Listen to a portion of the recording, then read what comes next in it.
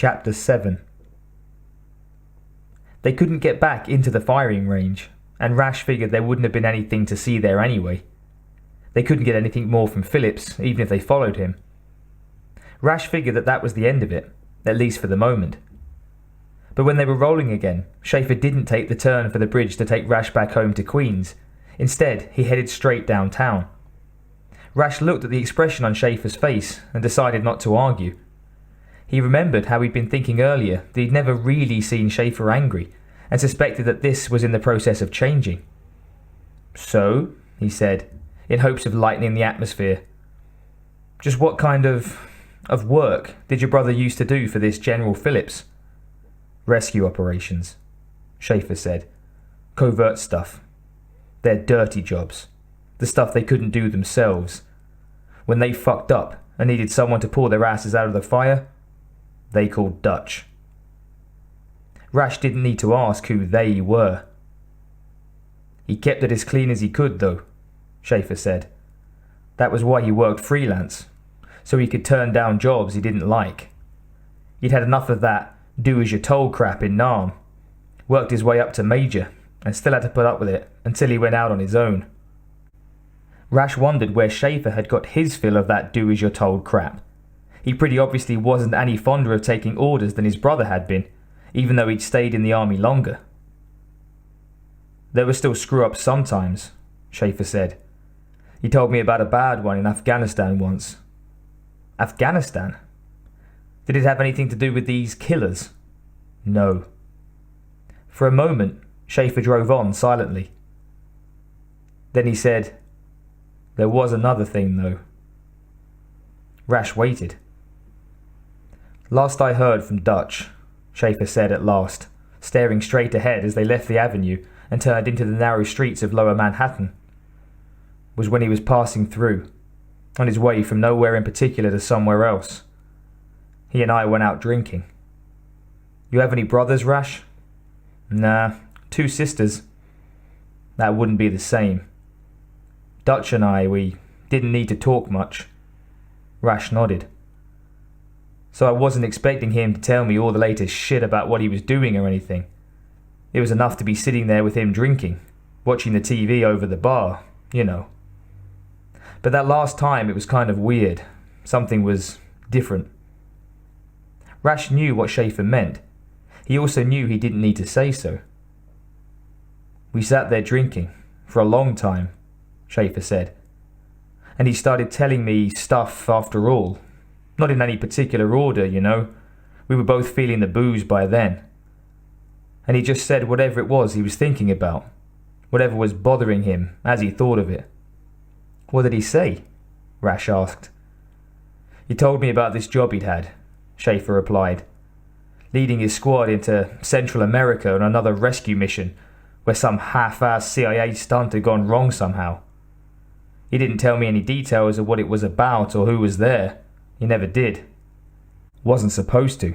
It was all top-secret bullshit, and besides, who cared? Anyway, he told me that this time it had gone bad. He'd lost his whole team. That was rough, and I figured that was why he'd been weird. They were all good men, all of them." "Yeah," Rash said, to show that he was still listening. He'd never met Dutch or any of his men. "Then he stopped talking about that and started talking about hunting," Schaefer said. "Just a bunch of crazy stuff. Talked about when we hunted deer as kids. Asked about if I ever thought about what it would feel to be hunted. Talked about how if you and your equipment were good enough, it'd take the sport out of it, and you'd want to make things harder for yourself sometimes, to give the prey a chance. But not much of one. You'd still want to kill it in the end. But the whole point is to show you're better than it is by killing it. But you might take on a whole pack at once. Or you'd only tackle the ones that could fight. You'd find the toughest game you could. You'd want a challenge. I mean, you don't go after squirrels with an elephant gun." And then he started talking about stuff a hunter might have someday. Some sort of camouflage that would make you damn near invisible. Guns and knives, faster reflexes, to be able to mimic sounds. I didn't know what he was talking about. I thought he was just drunk. You think you know now? Rash asked. Schaefer shook his head. No. But maybe there's some connection. That was the last time I saw Dutch, 7 years ago. I haven't heard from him since. No one has. He disappeared. Never heard another word from Dutch or anyone else. Shit, Rash said. He tried to imagine what that would be like, losing the guy who was practically your whole family just like that. One day he's gone and nobody ever mentions him again. No wonder Schaefer had an attitude.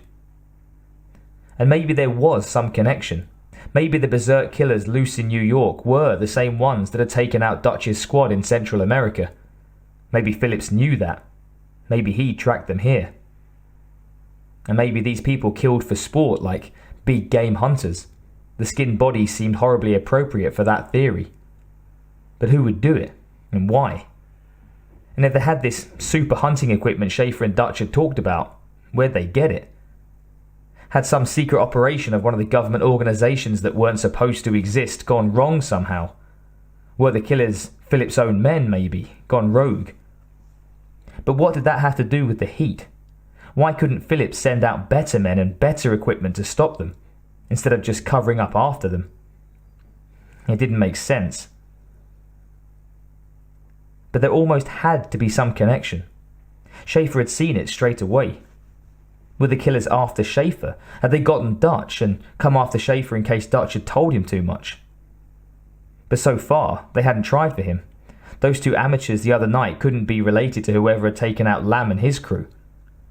Were they taunting him somehow? It didn't fit together right. There was some piece of the puzzle still missing. So where are we going? Rash asked a moment later. Here, Schaefer said, pulling over to the curb. Rash looked up at the abandoned tenement, at the hole in the wall on the 5th floor. Oh, great, he muttered to himself. This place. Here we go again. He'd had nightmares about the place.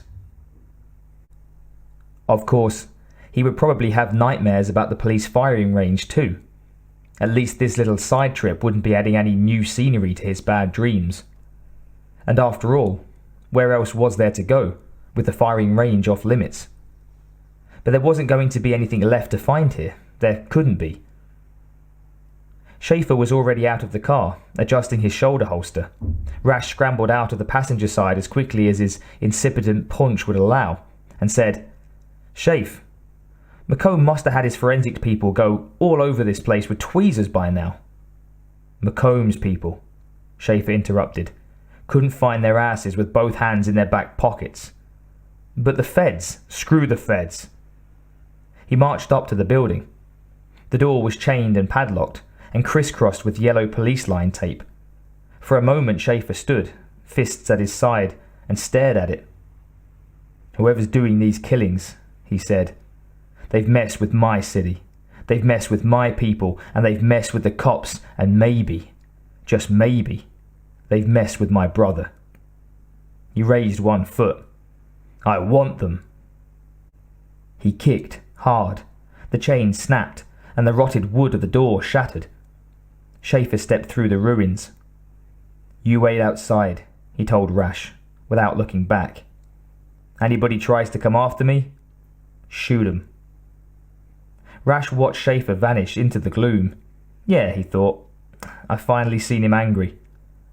He wished he hadn't.